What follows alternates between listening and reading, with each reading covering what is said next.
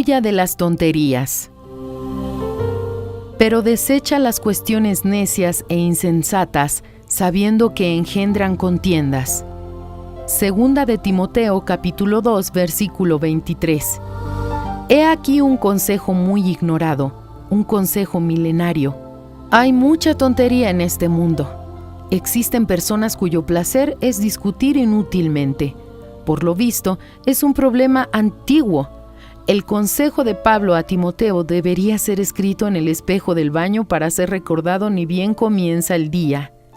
Rechace las cuestiones insensatas y absurdas. Solo crean discusiones y problemas. Solo llevan a conversaciones inútiles. Sea respecto a alguien, sea respecto a los acontecimientos, a hechos, a suposiciones, a la palabra de Dios e incluso a la fe. Es inútil discutir con quien no quiere aprender. Es gastar tiempo precioso que podría ser usado para enseñarles a los sinceros.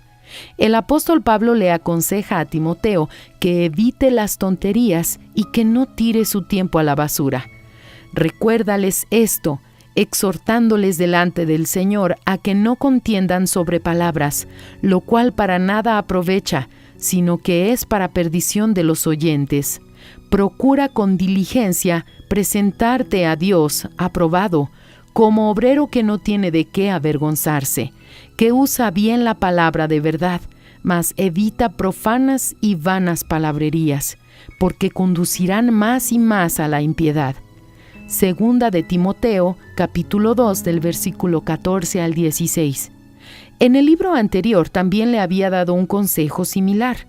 Oh Timoteo, guarda lo que se te ha encomendado, evitando las profanas pláticas sobre cosas vanas y los argumentos de la falsamente llamada ciencia, la cual, profesando algunos, se desviaron de la fe. Primera de Timoteo, capítulo 6, versículos 20 y 21. Tamaña insistencia debe tener un buen motivo. Mantenga su fe pura. Guarde lo que le fue confiado.